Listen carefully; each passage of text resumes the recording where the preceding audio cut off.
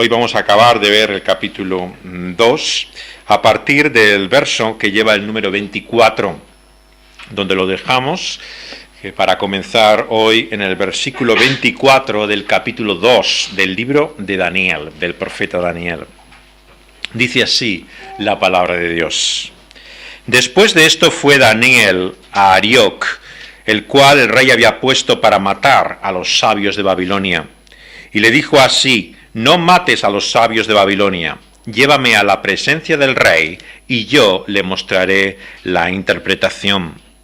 Entonces Arioc llevó prontamente a Daniel ante el rey, y le dijo: he hallado un varón de los deportados de Judá, el cual dará al rey la interpretación. Respondió el rey y dijo a Daniel, el cual llamaban Belsasar: ¿podrás tú hacerme conocer el sueño que vi y su interpretación? Daniel respondió delante del rey diciendo: el misterio que el rey demanda, ni sabios, ni astrólogos, ni magos, ni adivinos lo pueden revelar al rey. Pero hay un Dios en los cielos, el cual revela los misterios, y él ha hecho saber al rey Nabucodonosor lo que ha de acontecer en los postreros días. He aquí tu sueño y las visiones que has tenido en tu cama. Estando tú, oh rey, en tu cama, te vinieron pensamientos por saber lo que había de ser en lo porvenir. Y el que revela los misterios te mostró lo que ha de ser. Y a mí me ha sido revelado este misterio. No porque en mí haya más sabiduría que en todos los vivientes, sino para que se dé a conocer al rey la interpretación, y para que entiendas los pensamientos de tu corazón. Tú, oh rey, veías, y he aquí una gran imagen. Esta imagen, que era muy grande y cuya gloria era muy sublime, estaba en pie delante de ti, y su aspecto era terrible. La cabeza de esta imagen era de oro fino, su pecho y sus brazos de plata, su vientre y sus muslos de bronce, sus piernas de hierro, sus pies en parte de hierro y en parte de barro cocido. Estabas mirando hasta que una piedra fue cortada no con mano, e hirió a la imagen en sus pies de hierro y de barro cocido, y los desmenuzó. Entonces fueron desmenuzados también el hierro, el barro cocido, el bronce, la plata y el oro, y fueron como el tamo de las eras del verano, y se los llevó el viento, sin que de ellos quedara rastro alguno. Mas la piedra que hirió la imagen fue hecha un gran monte, que llenó toda la tierra. Este es el sueño, también la interpretación de él diremos en presencia del rey. Tú, oh rey, eres rey de reyes, porque el Dios del cielo te ha dado reino, poder, fuerza y majestad. Y donde quiera que habitan hijos de hombres, bestias del campo y aves del cielo, él los ha entregado en tu mano, y te ha dado el dominio sobre todo. Tú eres aquella cabeza de oro. Y después de ti se levantará otro reino, inferior al tuyo, y luego un tercer reino de bronce, el cual dominará sobre toda la tierra. Y el cuarto reino será fuerte, como hierro, y como el hierro desmenuza, y rompe todas las cosas. Desmenuzará y quebrantará todo. Y lo que viste de los pies y los dedos, en parte del barro cocido de alfarero y en parte de hierro, será un reino dividido. Mas habrá en él algo de la fuerza del hierro, así como viste hierro mezclado con barro cocido. Y por ser los dedos de los pies en parte de hierro y en parte de barro cocido, el reino será en parte fuerte y en parte frágil. Así como viste el hierro mezclado con barro, se mezclarán por medio de alianzas humanas, pero no se unirán el uno con el otro, como el hierro no se mezcla con el barro. Y en los días de estos reyes, el Dios del cielo levantará un reino que no será jamás destruido, ni será el reino dejado a otro pueblo. Desmenuzará y consumirá a todos estos reinos, pero él permanecerá para siempre. De la manera que viste que del monte fue cortada una piedra, no con mano, la cual desmenuzó el hierro, el bronce, el barro, la plata y el oro. El gran Dios ha mostrado al rey lo que ha de acontecer en lo porvenir. Y el sueño es verdadero y fiel su interpretación. Entonces el rey Nabucodonosor se postró sobre su rostro y se humilló ante Daniel. Mandó que le ofreciesen presentes e incienso. El rey habló a Daniel y dijo: ciertamente, el Dios vuestro es Dios de dioses y Señor de los reyes, el que revela los misterios, pues pudiste revelar este misterio. Entonces el rey engrandeció a Daniel y le dio muchos honores y grandes dones, y le hizo gobernador de toda la provincia de Babilonia, y jefe supremo de todos los sabios de Babilonia. Y Daniel solicitó del rey, y obtuvo que pusiera sobre los negocios de la provincia de Babilonia a Sadrach, Mesach y Abednego. Y Daniel estaba en la corte del rey. Hasta aquí la lectura de la palabra de Dios. Vamos a pedirle que Él nos hable por medio de ella. Vamos a orar. Oh Dios, tú conoces todas las cosas. Tu sabiduría, Señor, es infinita y eterna. Tus pensamientos son mayores, Señor, más grandes que nada de lo que podamos imaginar o intuir. ¿Quién podrá entrar en tu mente y en tu razón, Señor? Por eso te alabamos porque, Señor, a ti te ha placido revelarnos, Señor, tu sabiduría. Y lo has querido hacer, Señor, por medio de profetas, de siervos tuyos, que nos muestran, Señor, los pensamientos de nuestro corazón y la realidad de lo que ha de venir. Pero sobre todo, nos revelan quién eres tú. Señor, te queremos pedir que tú nos muestres quién tú eres, tal y como lo has hecho en Cristo Jesús. Que nos hables de ese reino, de lo que significa para nosotros, Señor, y que podamos así, rendidos ante Él, servirle y reconocer que no hay otro Señor, que no hay otro que gobierne y reine por los siglos de los siglos que tu Hijo Jesucristo.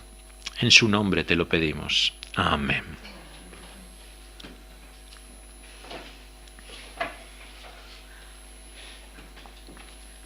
Por muy grande que llegue a ser nadie en este mundo, se dice que incluso los más grandes tienen las mayores debilidades. Es conocido como los hombres más poderosos de la tierra han sido también personas de grandes flaquezas, con muchas miserias, igual que mucho poder y gloria. De tal forma que la visión que acabamos de leer de Daniel ha dado en la expresión de esa imagen que recibió Nabucodonosor como un refrán, un proverbio, una frase que existe casi en todos los idiomas, ¿no?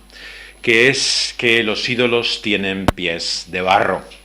Esta expresión, que aparece en muchas lenguas, quiere hacer referencia a que no hay persona, por muy grande que sea, que no tenga también grandes debilidades. El gran problema de esto es que no es lo que la visión nos enseña de Daniel. En la visión que Nabucodonosor recibe de Dios, no es la flaqueza, si os fijáis, del barro mezclado con hierro de sus pies el que provoca su caída. Lo que la visión revela de Dios a Nabucodonosor es que habrá una piedra que venga contra esos pies y los destruya, así como el resto del cuerpo de ese ídolo. Por lo tanto, el mensaje que tengo el privilegio de anunciaros en esta mañana es que no son nuestras debilidades las que nos hundirán, ni las circunstancias o condiciones en las que estamos, sino que dependemos del único Dios. Porque esa piedra que Él ha levantado desde la eternidad como una roca que permanece, es a la cual le debemos nuestra vida. Él es el que levanta y el que derrumba. Él es el que da y el que quita. Es, por lo tanto, en Él el único que podemos confiar.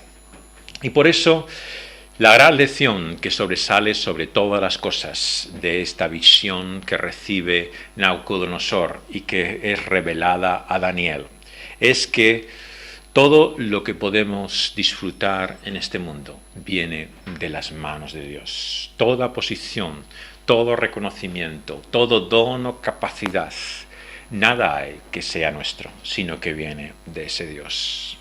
Y qué fácilmente lo olvidamos. Las personas se muestran orgullosas de lo que han alcanzado en la vida y dicen: he trabajado, me he esforzado, he intentado con todo mi ser lograr algo y esto es lo que tengo. Necios, nos dice Dios con esta su visión, y nos habla hasta en sueños, en la inconsciencia. Lo que tú tienes no es tuyo. Tú lo has recibido e igual que lo tienes, lo puedes perder. Por lo tanto, no hay nada más importante que lo que hacemos en esta mañana. Pensar y meditar que lo que ahora disfrutamos no es nuestro. Lo hemos recibido de Dios mismo. Nabucodonosor, aquí en su imagen, vemos que representa algo más que el poder de alguien que se ha levantado sobre todos los reinos de la tierra. el gran imperio de Babilonia. Representa al hombre y a su condición. Fijaos cómo Daniel le explica el poder que le ha sido dado a Nabucodonosor. Es un poder sobre la creación. Le dice así que en las visiones que ha recibido en el versículo 13, así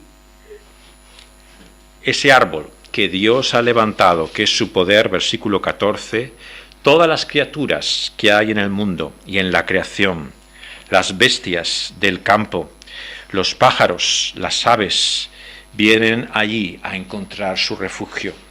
Dios le ha hecho Señor sobre toda la creación. Exactamente un eco del comienzo de nuestra Biblia.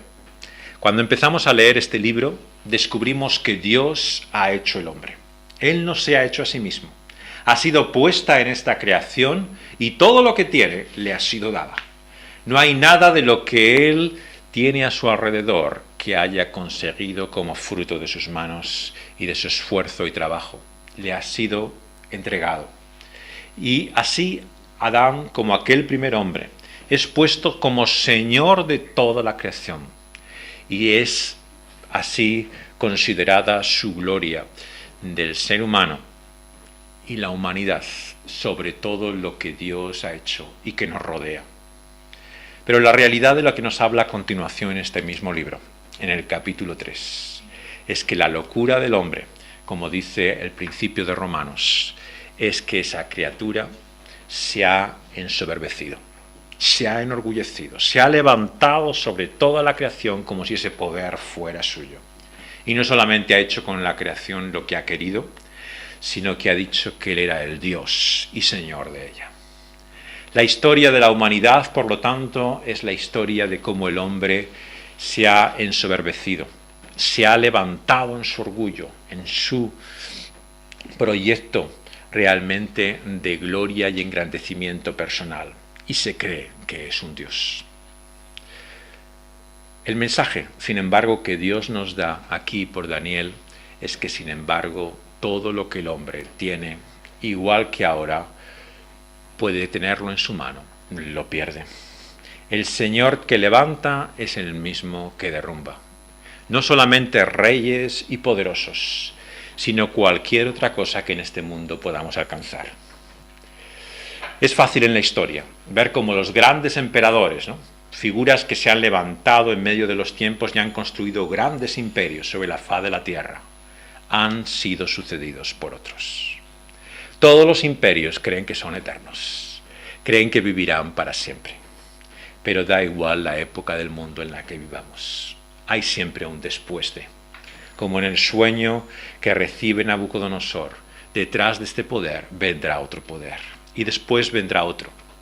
Pero lo tremendo no es simplemente que, como decía el filósofo de la antigüedad, Heráclito, no podemos entrar dos veces en el mismo río, sino que este río se va enfangando, ensuciando cada vez más. Y cada poder que le sucede es menos digno que el anterior. Fijaos bien cómo Nabucodonosor es mostrado como un gobierno dorado. Son días de oro, en los cuales parece que con toda su gloria está sobre el mundo. Pero le sucederá otro poder que ya no será tan dorado. Está marcado por la plata. Luego viene el bronce, luego el hierro y el barro. Y así hay como un deterioro progresivo del poder y el gobierno del hombre. Porque la historia de la humanidad, tal y como Dios la ve, y este sueño que aquí le muestra Nabucodonosor, es como el epitafio de Dios a nuestra historia. Es disolución y división. La historia de los hombres acabará, da igual la grandeza o gloria que hayan alcanzado en el pasado, cada vez en un mayor deterioro y finalmente en una división. Si os fijáis, el último poder está marcado por la desintegración. Son hierro y barro mezclados. No se pueden realmente conjuntar, están divididos. Así también acabará con los reinos de este mundo.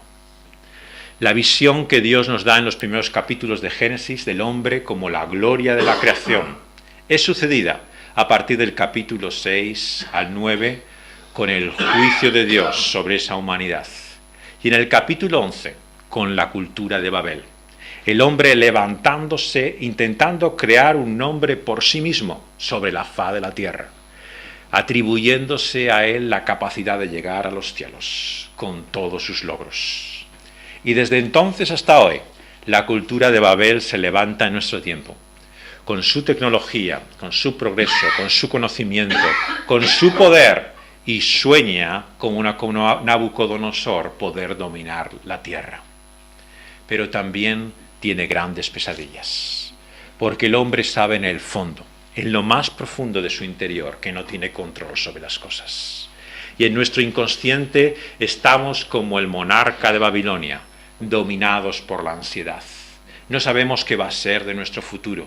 Vivimos en un mundo en crisis, golpeado por el terrorismo, por la división, por problemas económicos que parecen insuperables. Y vemos que no tenemos control, que realmente no tenemos la capacidad para poder disponer de nuestro futuro. Y si esto es así, en los reinos de este mundo, también es en nuestros pequeños imperios. Porque reconozcámoslo, seamos honestos. ¿No hemos participado cada uno de nosotros también en la construcción de nuestro propio imperio? No tiene por qué ser político o económico, una empresa o un negocio que tengamos. Nuestros propios imperios domésticos, intentar hacer de nuestra familia y de nuestra casa un futuro. Incluso eclesiásticos. ¿Cuántos hay que entienden su propia iglesia y ministerio como algo a lo que tienen que aferrarse pensando que el futuro depende de ellos? Pero Dios nos habla a cada uno de nosotros y nos llama a interrogarnos qué es lo que estamos construyendo, qué es lo que estamos edificando, si lo único que permanece es el reino de Dios. A Él le ha sido dada toda la gloria y la majestad por todos los siglos. Y por eso nuestra primera gran pregunta en esta mañana: ¿es el reino al que servimos realmente de Dios? Porque cuántas veces confundimos otros reinos, imperios y poderes con Dios mismo. Pero Dios hace venir como esa piedra cortada de origen desconocido que llega a golpear esa imagen, su reino a este mundo, en medio de la historia, de una forma muchas veces desapercibida, realmente desconocida. Fijaos bien lo humilde, lo discreto, lo realmente insignificante del inicio de este reino. Es como una piedrecita que encontramos en el camino. Ese es el inicio de este reino. Dios en medio de la historia ha comenzado una obra que el mundo desprecia, que el ser humano, criatura suya, considera que no es nada para él, que no merece tenerse en cuenta. Pero Dios está obrando en medio de la historia y de los siglos. El Señor Jesús lo comparó en su famosa parábola con una semilla, la semilla del árbol de mostaza. Pequeña, insignificante, que no cuenta para nada. Pero Dios está en esa conspiración de la semilla de mostaza, construyendo un gran reino. El árbol del que saldrá esa semilla finalmente llenará toda la tierra y toda la creación tendrá que volverse hacia Él. Por lo tanto, Dios tiene otra forma de ver las cosas que como las vemos nosotros. Nuestra perspectiva de la historia y de la vida es diferente a la del Eterno. Este texto, por lo tanto, ha sido de mucho valor siempre para el pueblo de Dios a lo largo de los siglos, cuando ha sido perseguido, raído de la faz de la tierra. En cada lugar de este mundo donde su pueblo sufre precisamente tribulación y tormento a causa de su nombre, se aferran a esta visión, la visión gloriosa del reino de Dios, que permanece y en el cual está nuestra seguridad. Esta visión del reino fue la que levantó el gran movimiento misionero en el siglo XIX, cuando hombres y mujeres dieron su vida para extender el Evangelio hasta lo último de la tierra, porque entendieron precisamente que era por ese sufrimiento y muerte que el reino de Dios avanza. Hemos leído cómo el apóstol Pedro nos habla así de esa roca, la roca angular, fundamental de ese edificio eterno que Dios ha levantado. pero que los edificadores han desechado. No la han querido tomar en cuenta, y por lo tanto esa piedra sobre la cual debían construir su vida ha sido desechada. El Señor Jesús lo muestra así en muchas de sus parábolas. Recordáis aquella viña y cómo manda el Señor a sus servidores, profetas y encargados para anunciarles la realidad de que Él es el Señor de ese mundo, y a todos desprecian. Hasta su propio Hijo finalmente es entregado así a la muerte. Pero es por el sufrimiento y la muerte de sus siervos que Dios construye su reino, que Dios edifica su propósito en medio de los tiempos, insignificante y despreciable para el mundo, pero sin embargo de un valor eterno. La siguiente pregunta, por lo tanto, es ¿en qué nos basamos para edificar y construir nuestra vida sobre ese reino? ¿En las apariencias? ¿En lo externo? ¿En lo que el mundo reconoce y aprecia?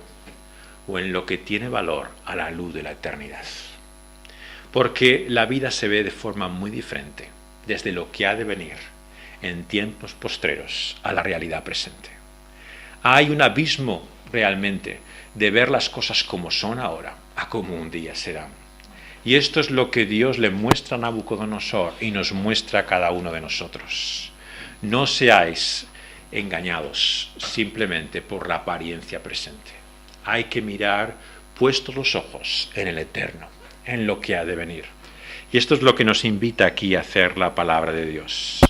Porque Dios ha entregado todo su poder y su reino, como hemos leído en el 2.º Salmo, a su Hijo.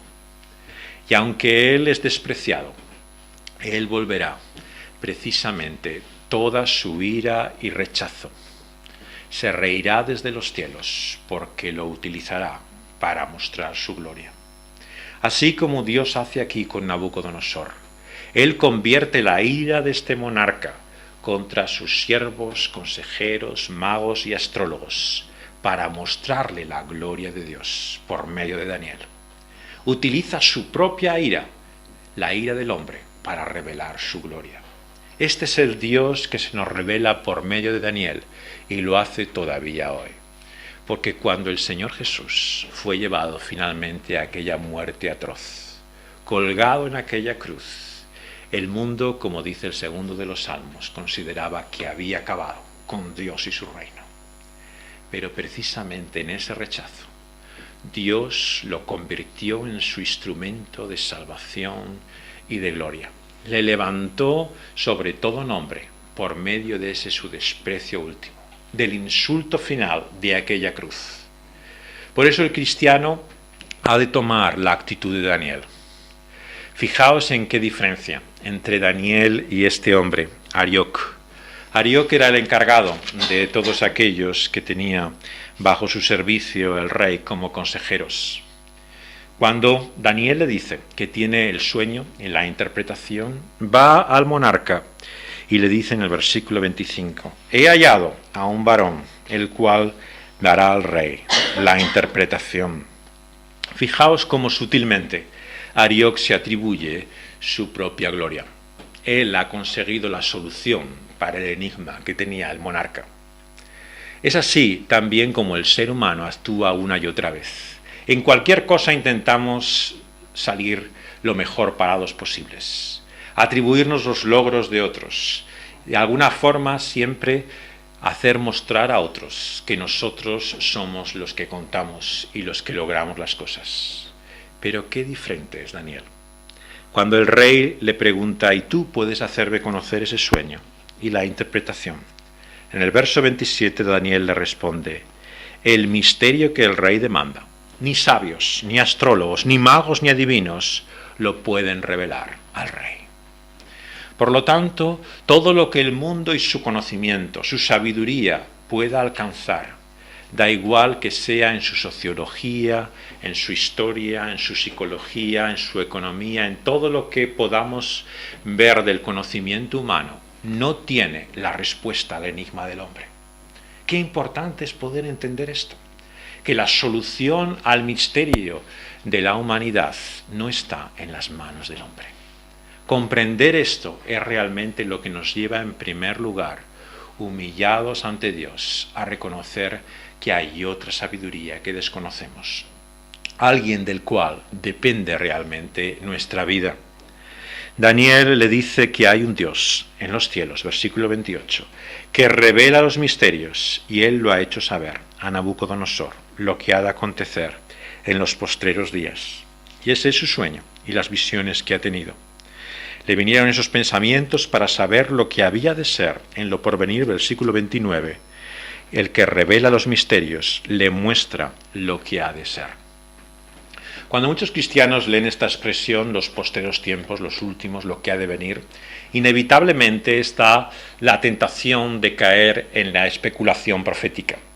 La especulación profética ha sido una de las grandes debilidades del movimiento evangélico a lo largo de estos últimos siglos. Una y otra vez hay personas que han convertido una visión como esta en sencillamente un puzzle en el cual construir la historia, intentando atribuir cada parte de esta imagen con uno de los reinos y poderes que ha habido en la historia y describir hasta el detalle la imagen. Hasta los 10 dedos de cada pie de esta imagen se han querido identificar con algo de los poderes que hay en este mundo. Pero qué necedad, porque lo que aquí nos enfrenta esta visión profética es ante la realidad de nuestra propia vida. Cuando la Biblia habla de los posteros tiempos, no habla de una realidad simplemente futura o que ha de venir. Nos lleva a enfrentarnos a la realidad de lo que somos nosotros ahora, abriendo como las ventanas de ese futuro para mostrar nuestra realidad presente. Y esta es la gran pregunta que nos tenemos que hacer nosotros. ¿Dónde estamos frente a ese reino de Dios? Y dice Daniel en el versículo 30, que a él le fue revelado ese misterio, no porque en él hubiera más sabiduría que en todos los vivientes, sino para darle a conocer al rey la interpretación y para que él entendiera los pensamientos de su corazón. Daniel nos muestra aquí realmente qué es lo que él está haciendo por medio de su palabra. Entonces, como hoy, es una palabra de gracia. Que nadie piense que el conocimiento, el discernimiento, entender esta palabra es algo que nosotros alcanzamos. Cuando venimos a Dios y su palabra no es porque hemos sido tan inteligentes de decir, mira este mundo, qué necio y loco, que no presta atención a esta palabra. Y nosotros, que nos hemos dado cuenta, ahora nos ocupamos de ella. La palabra es una palabra de gracia y lo que de ella entendemos y comprendemos es porque Dios así nos lo muestra. Es por eso que cada día, cuando leemos la Biblia, debemos orar a Dios, rogarle que en su gracia se muestre a nosotros, porque es solamente por su misericordia que Él se muestra. ¿Y qué propósito tiene esa palabra? Fijaos bien que aquí hay dos cosas. Mostrarle la gloria de Dios y quién es Él, al Rey, hacerle saber cuál es su sueño y la interpretación, y discernir, hacerle entender los pensamientos de su propio corazón. Porque ¿quién conocerá la realidad de su propio corazón? El ser humano, por mucho que llegue a ser su conocimiento y sabiduría, se asusta, se asombra cuando descubre lo que hay en su interior. Hay enormes contradicciones, abismos dentro de nosotros que no podemos vislumbrar. ¿Qué es lo que nosotros realmente somos? ¿Quién es el hombre? A la luz de la palabra de Dios es que empezamos a entender y a intuir la realidad de nuestro propio corazón. Por eso, esta visión que Dios le da a Nabucodonosor le revela, le descubre qué es lo que hay en su corazón. Sin ella, él estaba ciego, no entendía, no comprendía lo que él buscaba. Así es el hombre en su ansiedad. Vive atormentado y angustiado porque no tiene control sobre su vida. Hoy tiene salud y mañana la pierde. Hoy tiene dinero y al día siguiente igual se queda sin nada. Lo que hoy puede disfrutar no tiene garantía de que lo va a poder mantener. Y vive en esa angustia sin saber lo que hay en su corazón, dominado por su ansiedad y por su temor. Pero el Señor nos revela lo que hay dentro de nosotros. Y en Romanos 1 vimos el domingo pasado que Dios nos muestra que la fuente y el origen de esa ansiedad y temor está en que dependemos y confiamos en su creación, en vez de en el Creador. Que hemos puesto nuestras manos en aquello que no tiene poder para sostenernos y para poder levantarnos cuando caemos, porque es simplemente creación suya, obra de sus manos. Tienen ojos y no ven, tienen pies y no andan, solamente tienen el poder que nosotros le demos. Y Dios nos muestra que esto hace llevar al hombre a esa ira, a esa rebelión, al cuadro con el cual acaba el apóstol Romanos 1, el de un hombre que se levanta en insurrección ante ese soberano de la eternidad, que nos muestra todo su poder como el Dios creador. Y el Señor nos da a conocer la realidad de lo que ha de venir y de lo que somos. Y lo que nos dice es que solamente hay un reino indestructible que durará para siempre, que es el de Dios. Detrás de todos estos poderes que en el mundo podamos conocer, hay siempre un después. Parece que los dictadores vivirán para siempre, pero no es así. Dios tiene puestos sus días para cada uno de ellos, y detrás de uno vendrá otro siempre. Y no podemos pensar que lo que ahora conocemos, que lo que vivimos, es para siempre.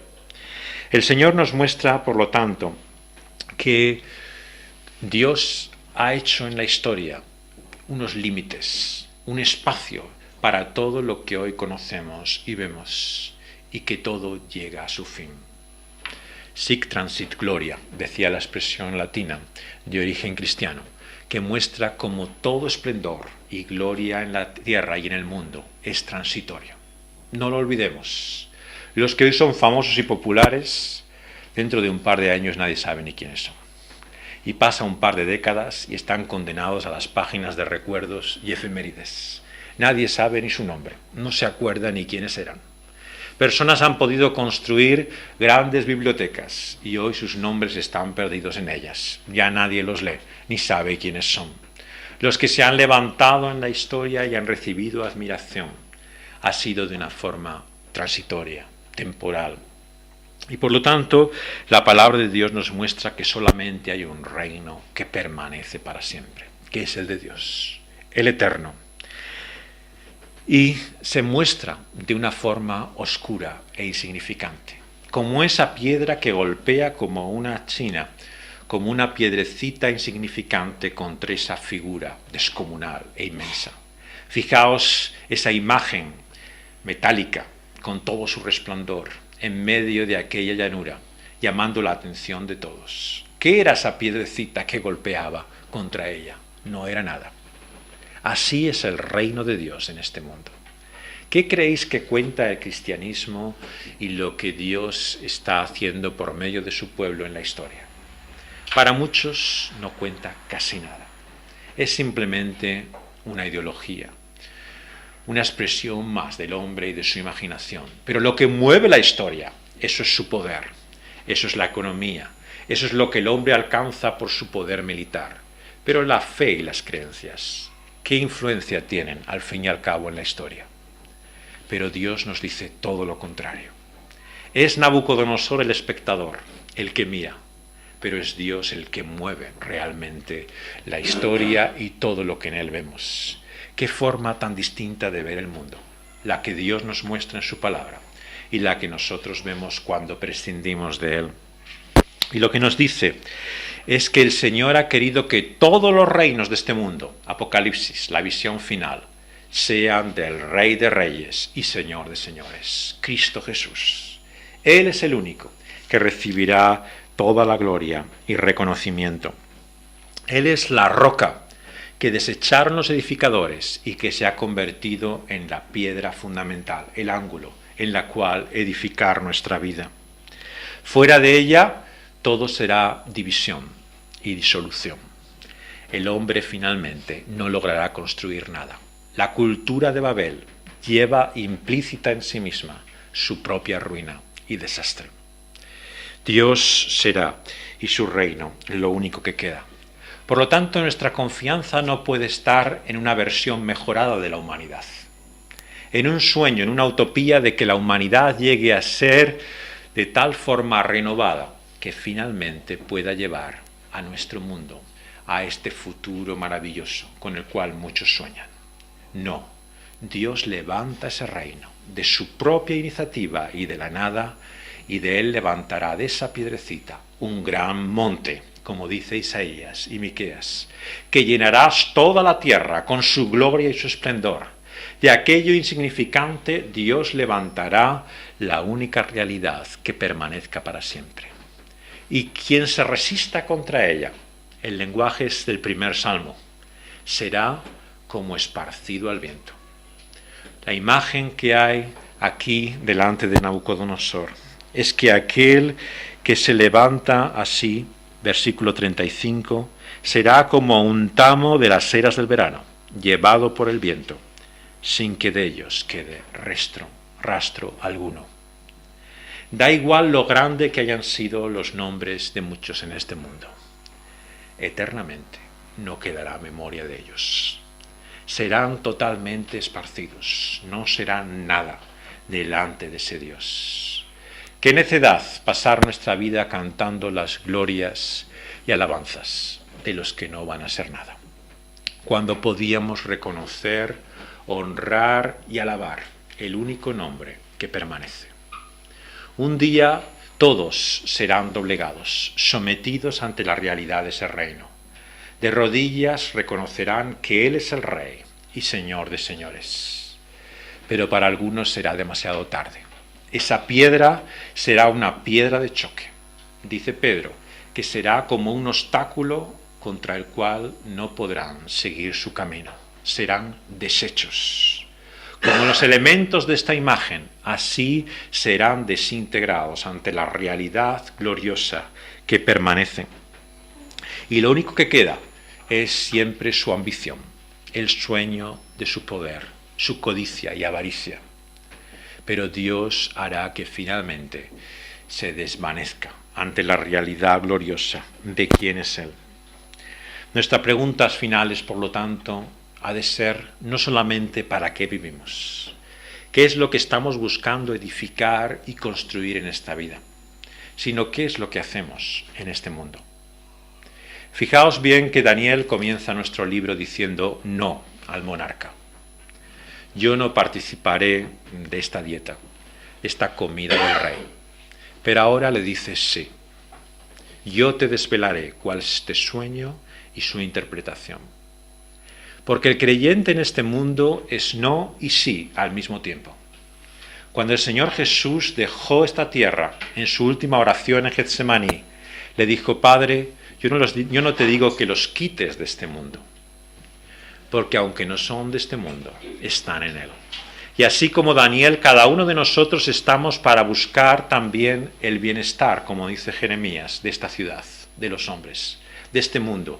Dios nos ha puesto con un propósito, pero no somos de él. No podemos pasarnos la vida lustrando los pies de esta imagen, como si fuera su gloria la que permanece. Por mucho que intentemos mejorar este mundo, la realidad es que su futuro está contado.